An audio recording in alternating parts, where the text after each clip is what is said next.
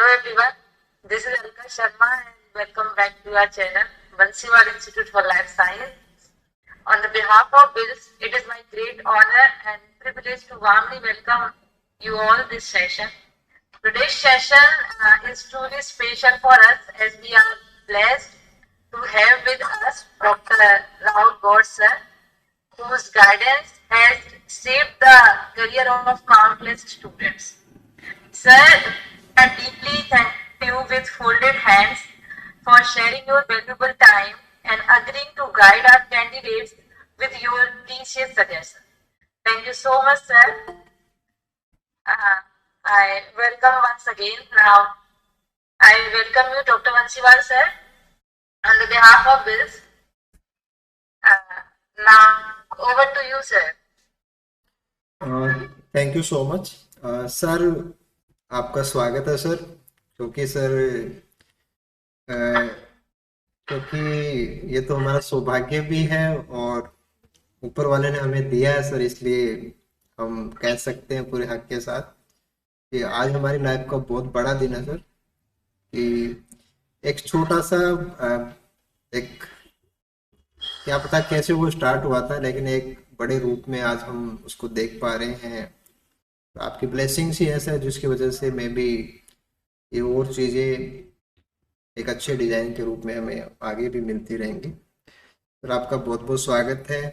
मैं सबसे पहले एक बार सबको बताना चाहूँगा कि इट इज़ ये 2004 की बात है सर, 2003-4 की बात है सर। तो आई थिंक प्लांट्स में जो इंटरेस्ट था मेरा वो आपने ही स्टार्ट कराया था सर, जब आप हमें एमएससी में पढ़ाने आए थे। It's my privilege कि you are just the chap who is just remembering time by time, and the main thing is that you have just maintained your consistency, collaboration, and the main thing is interest with your subject. Means you are the chap who loves your subject. तो मुझे लगता है कि मुझे एक बात याद आती है कि Michael Phelps, you all are very well aware about him. He is the only man who had near about 8 to 9 gold medal. और कुछ ऐसी कंट्रीज हैं जिनके पास टोटल मेडल भी इतने नहीं है, and he always he single और individually grab all those medals. तो उनसे जब पूछा कि how do you did it, तो उसने एक ही बात कही कि the only thing is that कि मैं प्रैक्टिस करता था।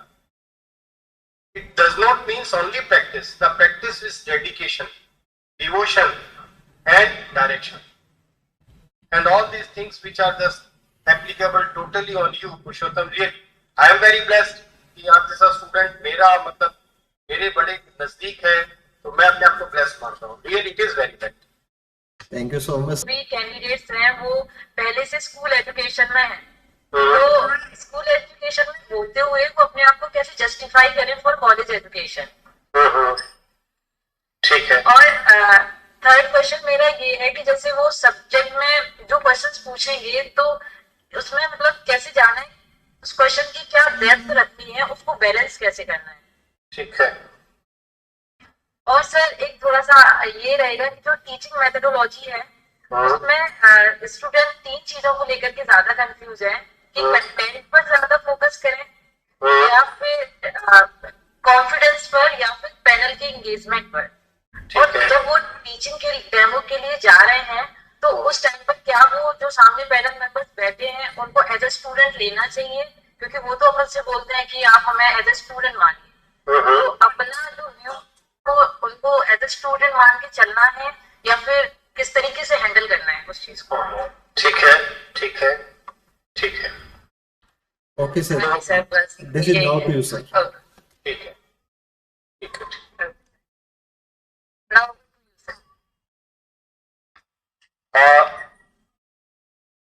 इसी क्वेश्चंस पे बेस्ड मेरा शुरू करूं, स्टार्ट करूं? जी सर, श्योरली सर। जी जी श्योर सर। सबसे पहले तो जो है वो क्वेश्चन एक ही आता है कि इंट्रोड्यूस योरसेल्फ, जैसे आपने कहा। तो इंट्रोडक्शन का मतलब ये नहीं है कि जो भी है कि आपने नाम, father's name, they already all of the members have all the data with their themselves. तो सबसे बड़ी बात है वो ये देखते हैं कि आपका प्रेजेंटेशन क्या है, आपका डिलीवरी मेथड क्या है और आपका कॉन्फिडेंस क्या है। आई कांटेक्ट है या नहीं है, आप बता रहे किसी को और देख किसी की तरफ रहे, that should not be there. तो आई कांटेक्ट सबसे बड़ी बात है, कॉन्फिडेंस सबसे बड़ी बात है, और सबसे बड़ी चीज जो बताने की है दैट इज योर स्ट्रेंथ, कि आप में जो स्ट्रेंथ है ना, you have to stress on that strength, और वो स्ट्रेंथ जो है वो ट्रूथफुलनेस होनी चाहिए। ये नहीं है कि स्ट्रेंथ है साहब, मेरी स्ट्रेंथ है कि मैं एक बहुत अच्छा रीडर हूं, और फिर वो उसमें से ही क्वेश्चन पूछेंगे कि ठीक है बताइए फिर कौन कौन सी बुक आपने पढ़ी। मान लो मैंने एक चीज बता भी दी बुक, तो फिर वो पूछेंगे बताइए क्या था, उसका फिक्शन है कि कोई करेजियस है कि कोई क्या है, कैसा है। तो फिर वो क्या है कि फिर आप डिस्टर्ब हो जाएंगे। तो बेटर ये कि अपनी स्ट्रेंथ पर अपना जवाब दें, और उस स्ट्रेंथ को अपना जो है ना, उस क्वेश्चन को, उस पूरे सेशन को उस स्ट्रेंथ के ऊपर खींच कर देते हैं। एक तो ये अपना इंट्रोडक्शन जो है फुल ऑफ कॉन्फिडेंस, निश्चित होना नहीं होना ये अलग बात, कॉन्फिडेंस अपने साथ होना चाहिए, एक बात। दूसरा, आप अपनी स्ट्रेंथ को जो है वो बिल्कुल स्ट्रेस देके बताएं कि यस आई हैव दिस। अगर आपने डायग्रामेटिक है तो आप डायग्राम बताइए कि मैं डायग्राम से एक्सप्लेन कर सकता हूँ, या I just can explain with physical work और एक्सपेरिमेंटल वर्क, या कोलैबोरेटिव वर्क से होता है, ये मैं अच्छा कर सकता हूँ, कि बच्चों की एक टीम बना सकता हूँ, चंकिंग कर सकता हूँ, जो भी है अपना अपना जो भी है वो बता।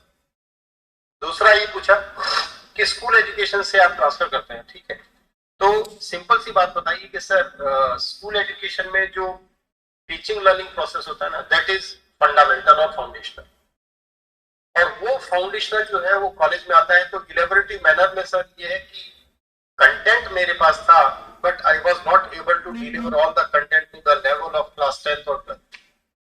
Now I am very capable कि I can deliver my content to the students of BSc और एमएससी और whatever college students, and I have also those conditions, those capabilities which are just very responsible, very near to the NEP 2020 aspirations।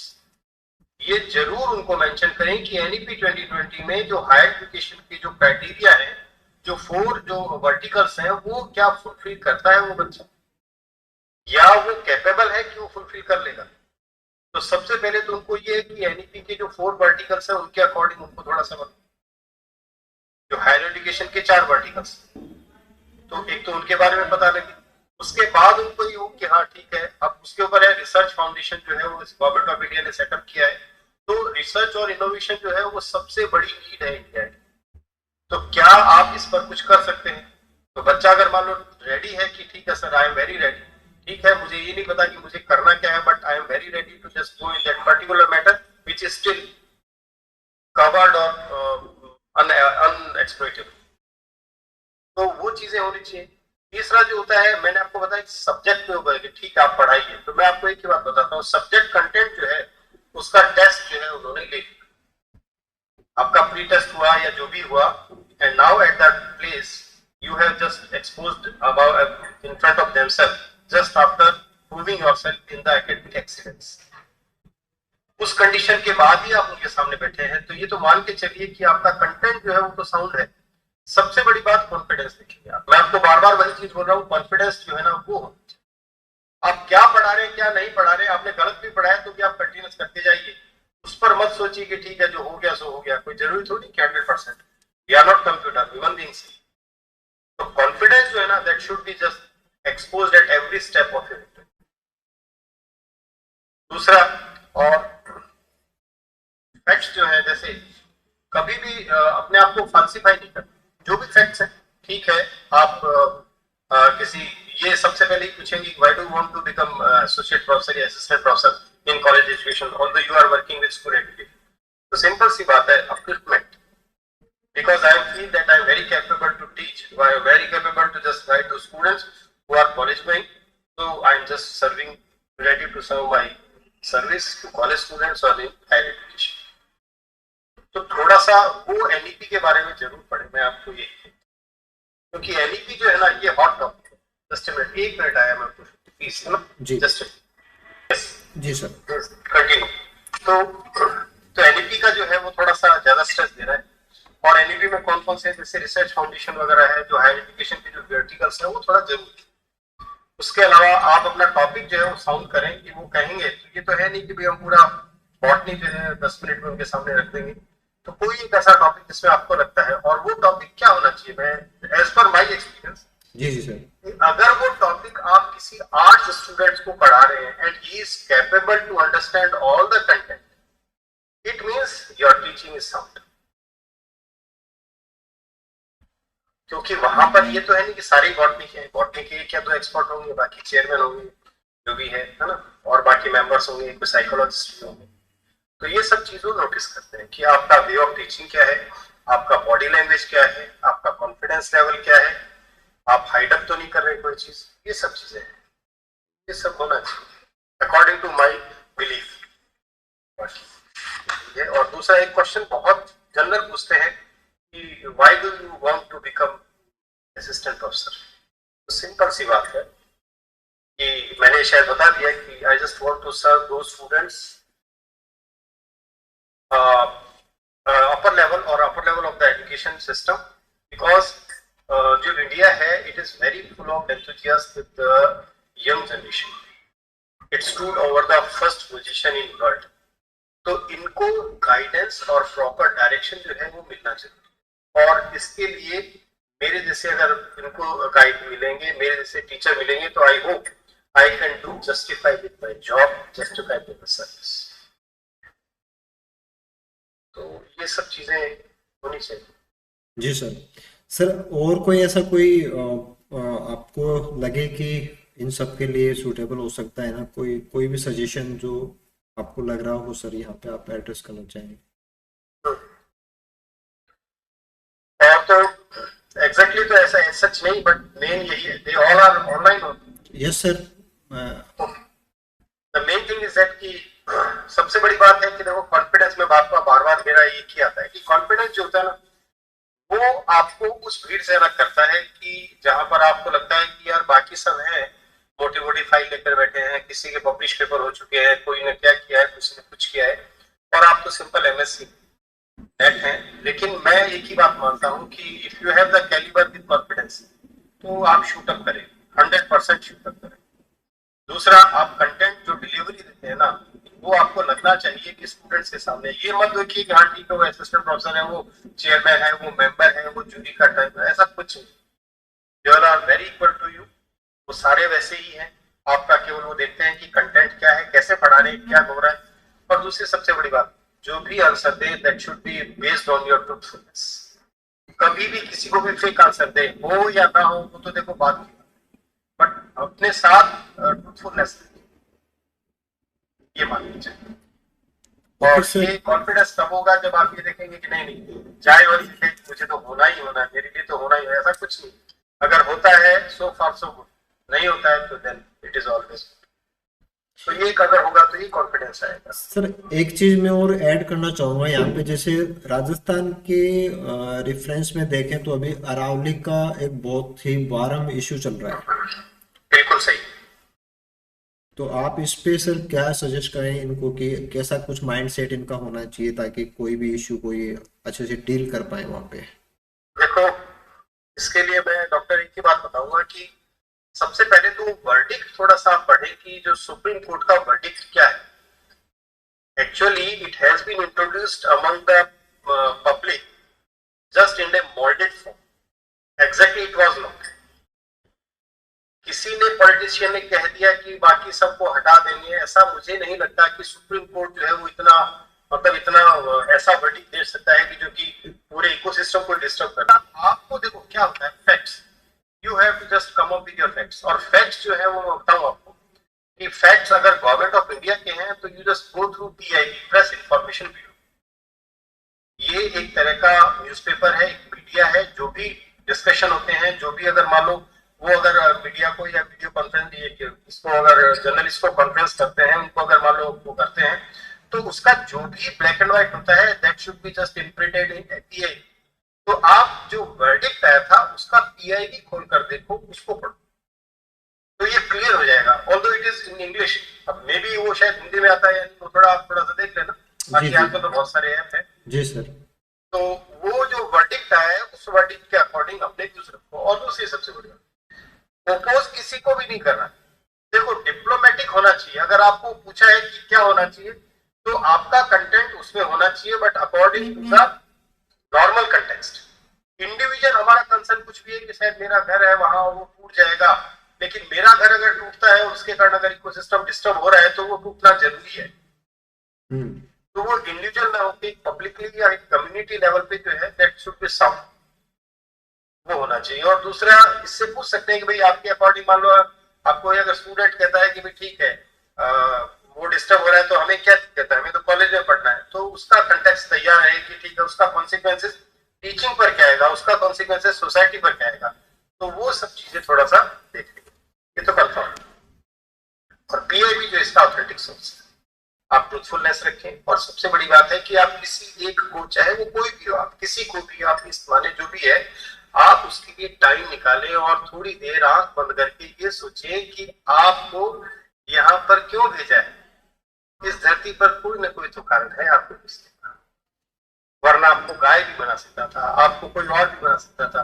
Means you are human being, for what purpose you have just came here, why you are sent here.